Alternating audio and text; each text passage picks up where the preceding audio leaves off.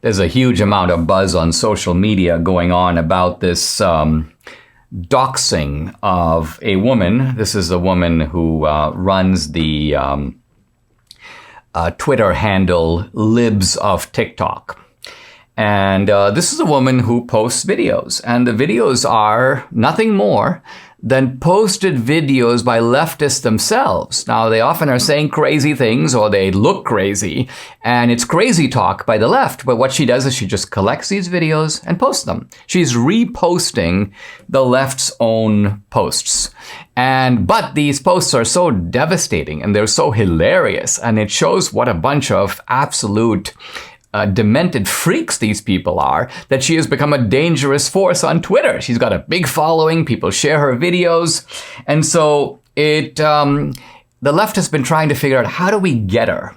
How do we go after this person? She's not doing anything that's wrong. She's not violating the Twitter guidelines. And so their idea was, how about if we threaten her? How about if we make her life miserable? How about if we even start putting her in danger? Let's dox her. Let's reveal who she is. Let's reveal where she lives. Let's reveal her profession. And this way we can see if her employer may go after her. Let's see if we can get some Antifa types to harass her. This is how the left thinks. And no one more than a writer for the Washington Post named Taylor Lorenz. Now, this Taylor Lorenz is a whiny, nasty individual.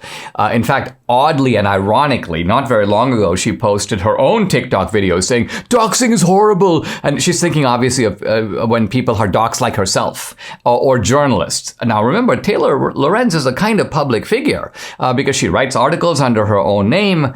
And yet she's whining about what happens when people criticize journalists, and she's, moved to tears. And so she's a complete drama queen. But even though she's so sensitive about what might happen to her, she's perfectly willing to ruin the lives of other people. In fact, she sort of reminds me of the kind of nasty village busybody of earlier eras. You know how in every village you had some individual who made everybody else's business their business, who if they'd see like a teenage couple holding hands, it's like, let's follow them, let's see what they're up to. Let's see if I can tell everybody about it and ruin their lives and make them miserable. So sneaking on people, ratting them out, deriving a twisted pleasure from their public discomfort.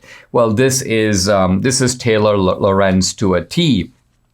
And then when the Libs of TikTok pushes back and says, hey, listen, what is this doxing? And conservatives basically start blasting Taylor Lorenz for what she did in revealing these details about this woman.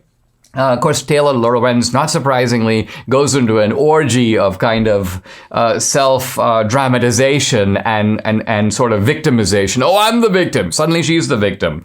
Quote, the amount of insane stuff that's happened over the past 24 hours has been unbelievable. It's eye-opening to see how sophisticated and vicious these coordinated attacks have become. So this is a turning of the tables in which the perpetrator is now posing as, oh, I'm the victim. Everyone's going after me.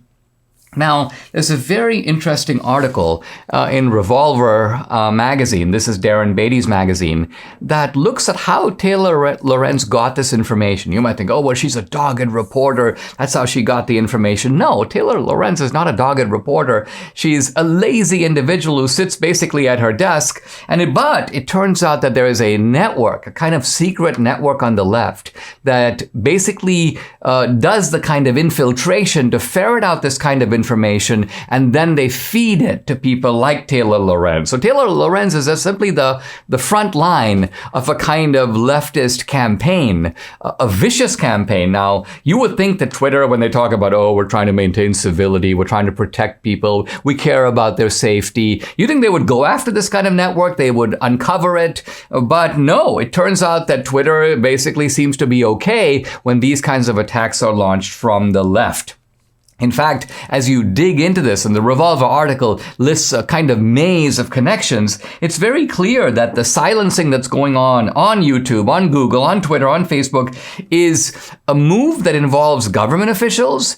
It involves international collaborators. I mean, remarkably, there's a group in Germany that's sponsored in part by the it says a big long German name, which I won't try to read, but it's a government-sponsored project to ultimately go after people on social media. And so it turns out that Taylor Lorenz got her information about the woman on the Libs of TikTok person from an Antifa Twitter user named Karma161. Karma161, Onesixone. And so I think it's fascinating here to see the way in which you've got a web of leftist intimidation. It doesn't travel under its own identity. In fact, it operates surreptitiously. But it uses people like Taylor Lorenz at the Washington Post as their magnifying vehicle.